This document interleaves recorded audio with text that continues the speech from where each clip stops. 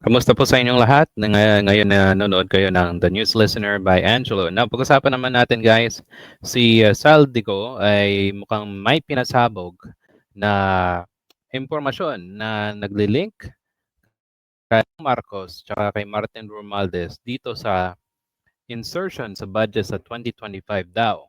Okay? So, ano sa tingin nyo? Naniniwala ba kayo sa taong ito? Okay? Paniwala ba yung kaniyang mga sinasabi doon sa kaniyang binabasa? Okay, mukhang actually scripted eh. Napanood ko siya kanina at mukhang yung Marcos lang or mga kalyado ni Marcos, which si Martin Romualdez, yun lang yung binanggit ni Zaldico dito sa kaniyang pasabog. Yung nakakapagtaka lang is ang timing ng kaniyang video. Kung natatandaan niyo, yung Iglesia ni Cristo ay gaganap ng isang peace rally, okay? At accountability, transparency daw from 16 to 18, okay? Tatlong araw ito mula magsa-start siya ng Sunday, okay? At ang problema natin diyan sa INC eh halos naman yung kanilang ini-endorso. Guys, imagine niyo ino-endorso nila eh galing mismo sa unity team. Si Bongbong Marcos, si Martin Romualdez, si Sara Duterte, at kung sino pa ang mga senador, di ba? So, nagmumukhang parang tina-timing ito sa rally ng Iglesia ni Cristo, okay? Para pabagsakin ang gobyerno ni Bongbong Marcos. Kasi matagal nang ugong-ugong na merong destabilization plot para pababain si Bongbong Marcos para hindi na siya maging presidente at gawing presidente itong si Sara Duterte. Kasi imagine niyo ang mga kaalyado ni Sara Duterte na si Bato de la Rosa tapos si Bongo eh malapit ng kunin ng ICC, okay? At kung natatandaan niyo si Sara Duterte, meron pa siyang pending impeachment case laban sa kanya doon sa House of Representatives, 'di ba? Kung mabaliktad ng mga Duterte itong sitwasyon na 'to at maging presidente siya, ah, sana hindi mangyari, eh pwede niyang hindi surrender si Bato, tsaka sino pa? Si Bongo, tapos yung mga kalyado nila na hindi na lahat mapupunta yung blame, yung kasalanan mapupunta lahat sa mga kalyado ni Marcos tsaka ni Marcos tsaka ni Martin Romualdez, 'di ba? Kasi timing na timing eh. Imagine niyo malapit na yung rally sa Linggo, tapos lumabas pa ito, tapos may part 2 and sabi ni Attorney Jesus Falces sa kanyang um, mga sources eh hanggang part 3 pa. Kumbaga dami pang siyang ibubunyag.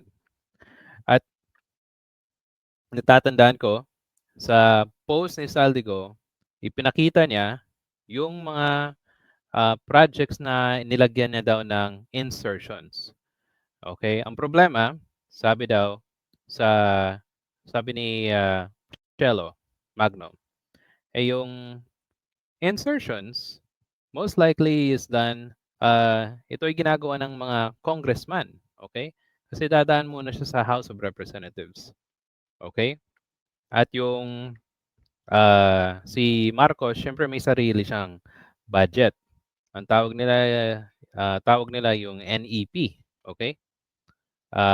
Which nakakapagtaka daw kasi bakit ka mag-insert ng 100 billion pesos eh pwede naman direktang gawin ng pangulo kasi kanyang budget 'yun eh.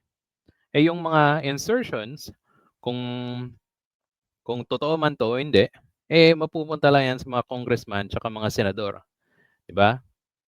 So, imagine niyo, sila rin yung mga corrupt, walang kwentang politiko na nagpapahirap sa ating bansa. O, 'di ba? Now, meron bang credibility ito si Saldico? Meron ba? Wala. Bakit?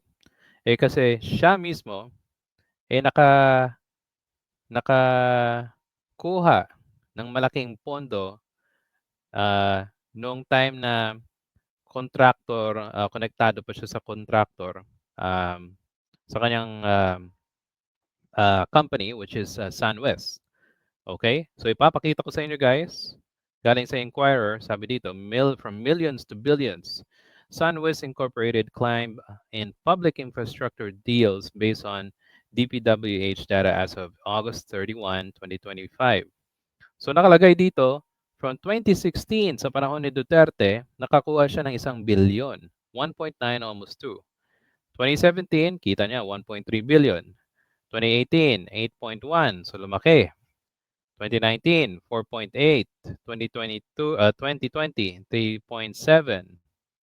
2021, 4.3. Tapos 2022, 16. Siguro kay Marcos, from 2023, 17, 19, mas lumaki kay Marcos nung panahon niya.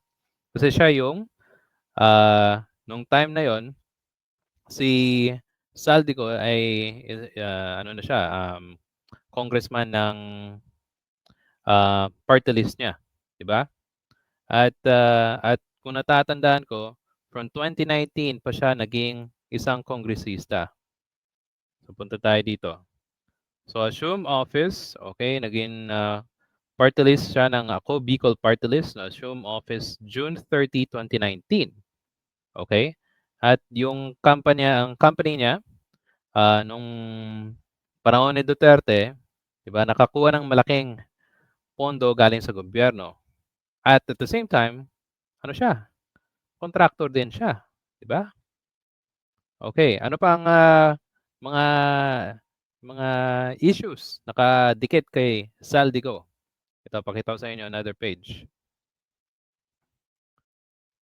So, meron akong na-research last time at from Google Gemini, pwede nyo itong gamitin. Okay?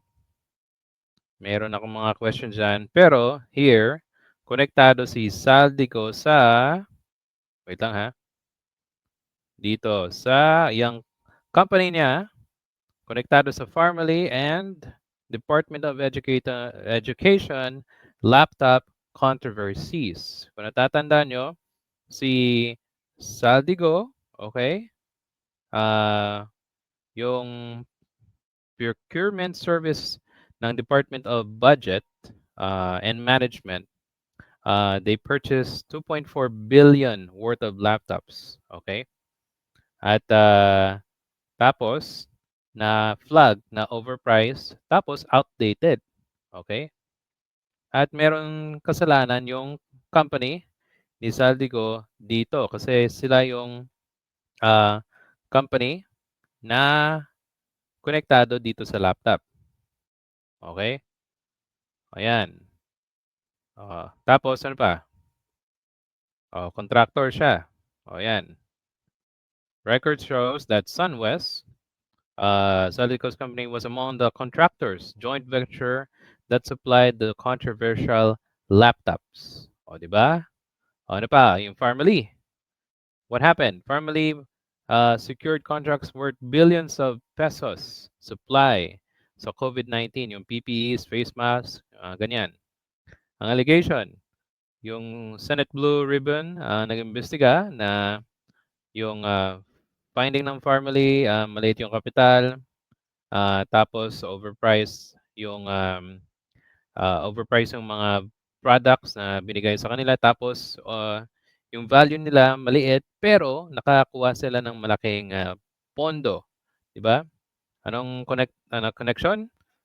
So sabi dito ni si Villanueva, 2024, Senate Majority Leader raised concerns Privilege Beach that about Saldico's company, Sunwest Corporation, allegedly involved family scandal. He described Sunwest as one of the country's largest contractor, claim in its involvement in family case. Kumbaga, meron siyang involvement.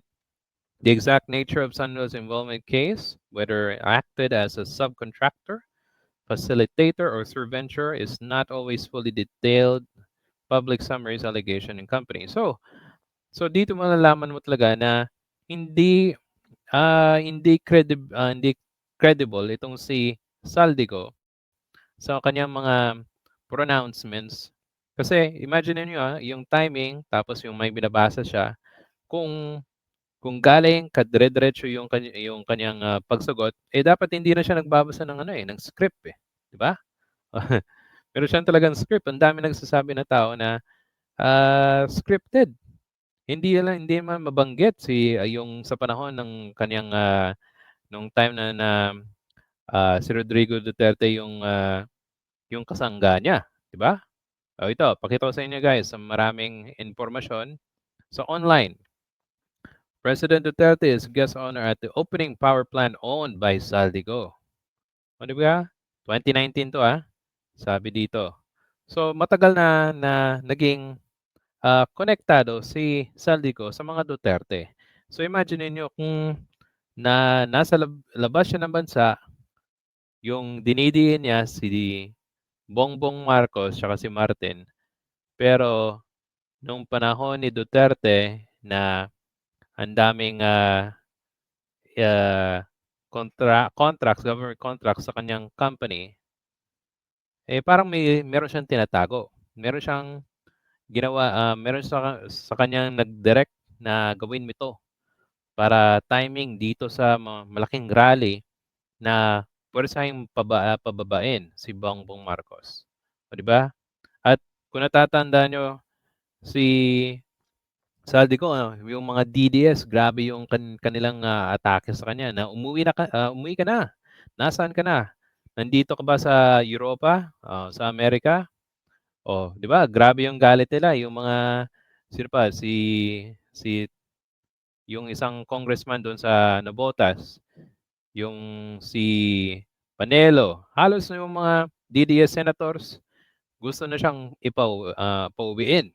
Now, grabe yung galit sa kanila noon. Now, parang naging hero na si Saldico kasi naging pabor sa mga Duterte o DDS itong ginawa ni Saldico, 'di ba? So pero may makikita kang parang connection na ayaw malink, ayaw nilang malink si Duterte, ang Dutertes kay Saldico sa flood control issue, 'di ba? O kung insertions man 'yan. Now, sino ang panalo dito? Wala. Actually, ang panalo sila siguro eh. Yung talo dito ang mamayan ng Pilipino. Bakit? Kasi sa kanilang kabulustugan, sa kanilang ginagawang korupsyon sa ating gobyerno, tayo ang apektado, 'di ba? Paano? Paano sila? Ang dami nilang pera. Eh hindi naman ginawa ni Saldico na ay ang gagawin ko uuwi ako para ibigay kong pera kasi ganito ganyan, 'di ba? So sila pa rin yung nasa itaas, tayo pa rin ang nasa ibaba. So walang kwenta yung ang ginawa niya na trigger para mangyari man ang mangyari. And I remember ang sinabi ni Sir Ronald Ramas na maging maingat daw this November kasi ang daming mangyayari. So I think ito na 'yon. 'Di ba guys? So mas mapanuri, dapat hindi tayo maniwala sa mga ganito na ang Marcos lang ang corrupt. Wag natin wag natin na hayaan na ma na hindi natin isipin, dapat isipin natin na pati ang Duterte din ang corrupt. Okay? So ano sa tingin niyo guys? Kung meron po kayong comments, suggestion, please paki-comment po sa ating comment section. At if gusto niyo po ang napanood niyo, please hit the like and subscribe button. I'll see you po sa susunod na video. Salamat po sa panonood. Thank you.